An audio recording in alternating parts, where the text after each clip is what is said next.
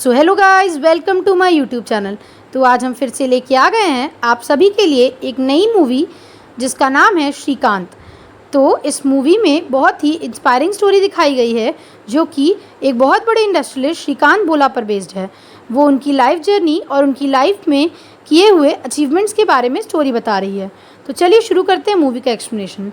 Movie की शुरुआत में ये दिखाया जाता है कि किस तरह से श्रीकांत का जब जन्म हुआ था तो उसके पिता को पता चला कि वो एक ब्लाइंड पर्सन है। तो उसके पिता ने अपने बेटे को दफनाने के बारे में सोचा, पर जब श्रीकांत की माँ बहुत ही ज़्यादा इमोशनल हो गई तो उसके पिता रुक गए, जिसकी बात मानकर फिर उन्होंने श्रीकांत की पढ़ाई आगे शुरू करवाने की सोची। जब श्रीकांत पढ़ रहा था तो वो एक बहुत ही इंटेलिजेंट बच्चा था, जिसे देखकर गांव के बाकी लड़के उससे बहुत ही ज़्यादा जला करते थे, जिस बात से श्रीकांत को भी बहुत बुरा लगता था। कोई भी उसे अपने साथ खिलाता नहीं था क्योंकि वो एक अंधा था। बाद में उसके पिता ने उसकी हायर एजुकेशन के लिए उसे बाहर भेज दिया, जहां उसकी मुलाकात देविका टीचर से हुई। देविका टीचर एक बहुत ही इंस्पायरिंग टीचर थी जो कि हर जगह श्रीकांत की बहुत मदद करती थी।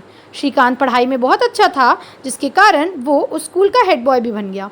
पर एक दिन जब स्कूल के ट्रस्टी वहाँ आए तो श्रीकांत ने उस स्कूल के बारे में कुछ बुराई कर दी, वहाँ के खाने के बारे में कुछ गलत बता दिया, जिसके बाद श्रीकांत को उस स्कूल से निकाल दिया गया।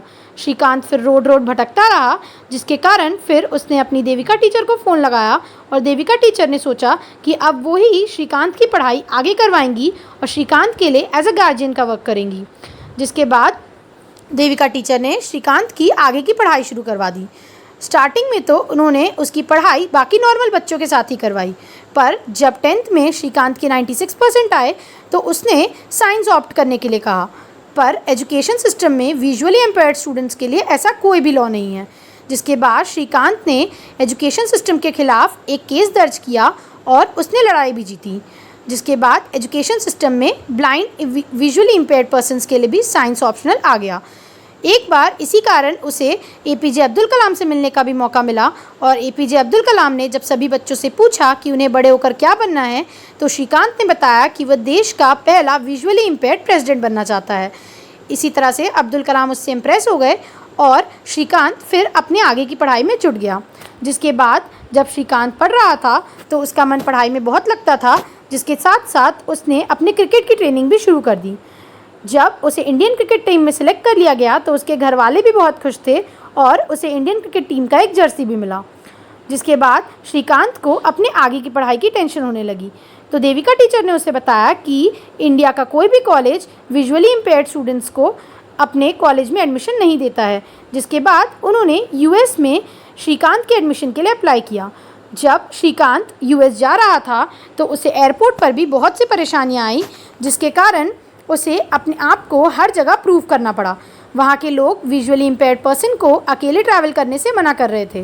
जिसके बाद श्रीकांत ने जितनी भी पढ़ाई एयरपोर्ट पर और प्लेन के बारे में की थी उसने वो सब कुछ वहाँ के मैनेजर को बता दिया। वहाँ का मैनेजर और बाकी लोग उससे इम्प्रेस हो गए, जिसके कारण श्रीकांत को एयरप्लेन में बैठने का मौका मिल गया। उसके बाद श्रीकांत जब बॉस्टन पहुँचा तो वहाँ के MIT कॉलेज में उसका एडमिशन हुआ। सब कुछ बहुत ही अच्छा चल रहा था और जो वैल्यू श्रीकांत को इंडिया में नहीं मिल रही थी वो वैल्यू और वो सारी चीज़ें श्रीकांत यूएस में जाकर कर पा रहा था, जिसके कारण श्रीकांत की खुशी ही 100वें आसमान पर चढ़ गई थी। श्रीकांत इससे बहुत ही ज़्यादा खुश था और यहाँ वो बेसबॉल भी खेल रहा था। फिर दूसरी तरफ हमें स्वाति वीरा को दिखाया जाता है जो कि श्रीकांत की इन स्किल्स से बहुत ज़्यादा इम्प्रेस थी और वो श्रीकांत से मिलना भी चाहती थी। जिसके बाद वो श्रीकांत से मिलने के लिए बॉस्टन आती है और दोनों साथ में बहुत ज़्यादा टाइम स्पेंड भी करते हैं। स्वाति को धीरे धीरे श्रीकांत से प्यार होने लगता है, जिसके बाद जो दोनों हमेशा टाइम स्पेंड करते हैं।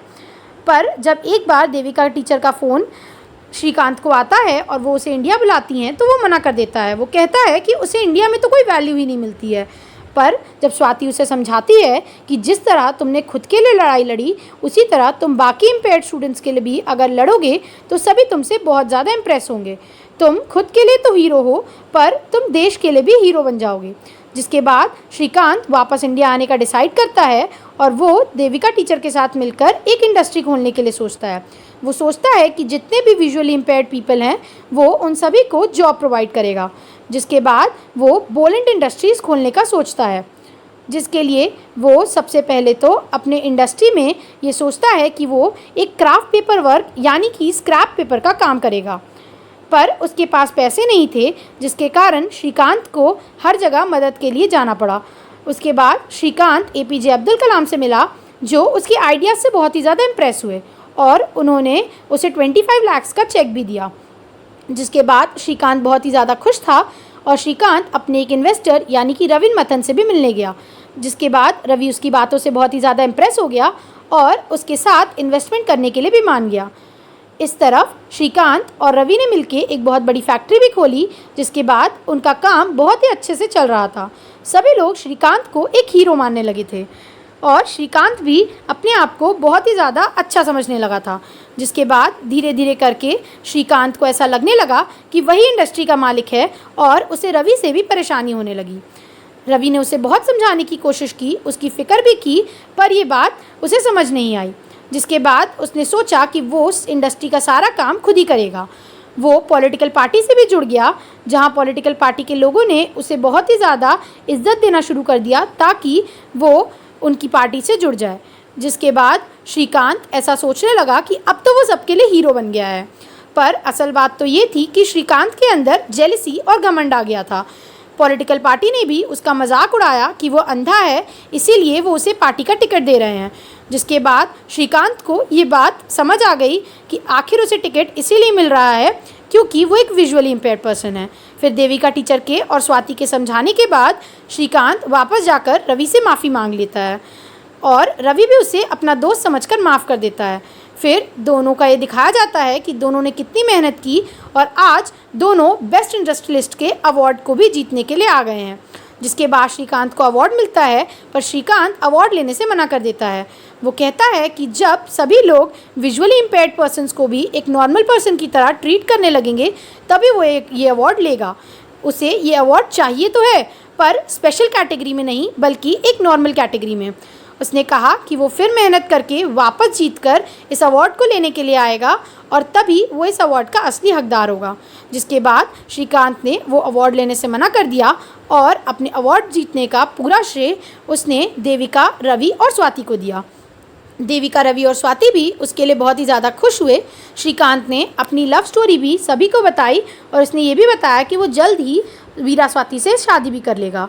जिसके बाद श्रीकांत की स्टोरी का हमें पता चलता है।